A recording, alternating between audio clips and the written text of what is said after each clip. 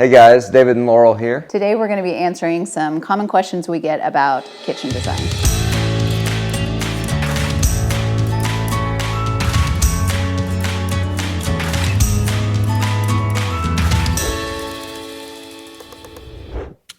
One of the most common questions we get is, do I need to replace my kitchen cabinets? The way we look at answering that question is, do we need to change the function of the kitchen? If you're very happy with the way it's laid out now and just want a refreshed look, there may not be a need to replace the cabinets. But if you want new functionality, new layout, better flow, or a bigger size kitchen, new cabinets are definitely in order. The other thing we have to look at is, of course, the condition of your existing cabinets. If you're in a home that your cabinets are 15 to 20 years old, unless they're solid wood boxes and solid wood doors, then it really is probably time to upgrade and get a new set for your kitchen.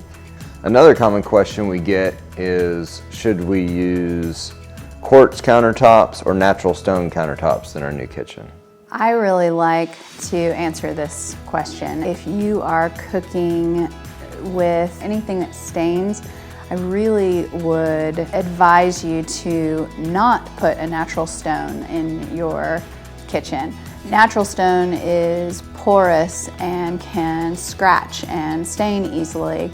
And there have been so many advances in quartz as far as style that you really can get a quartz product nowadays that looks so close in style to a natural stone.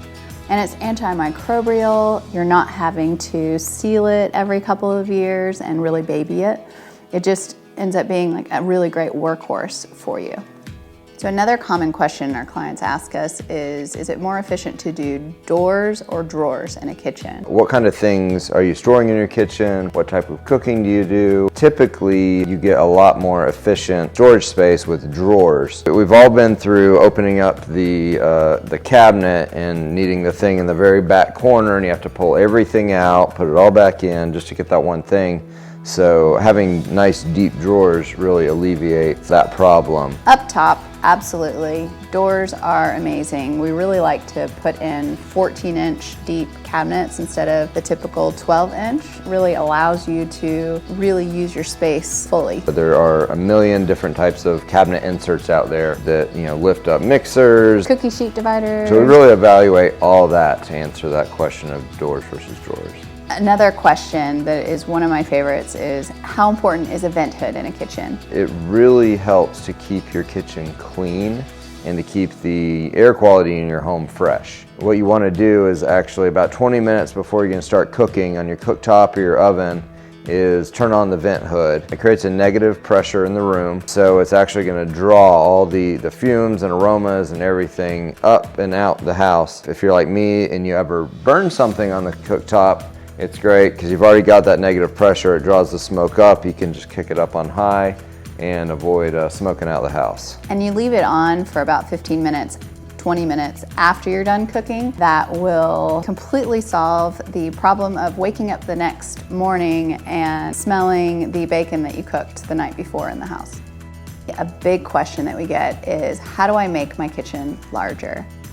In older homes, the kitchen was off and secluded, typically its own private room. Now, a kitchen space is really becoming a new living space. It's really where the family gathers at the beginning of the day and at the end of the day. It's also where people entertain when they have friends over, family over. The common trend is to want the kitchen open to the rest of the home. One method is removing a wall. Extend the island. Get rid of the peninsula, and that allows us to kind of expand the kitchen out a bit. And even if we don't change the footprint, it makes it feel more open because of the wider viewing space that you get.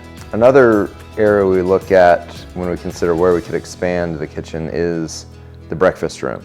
With the trend being more eating at the island, the breakfast room is being used less and less by a lot of families. So we have quite often expanded the kitchen into the breakfast space, which really allows us to have a much bigger footprint to play with when we're looking at the new flow and design of the kitchen. I think it's really good to keep an open mind about the breakfast room because it's really not that necessary. in the way that new home design is going. Utilizing a large island is really something that is very and has been on trend for the last decade, and I don't really see it going anywhere.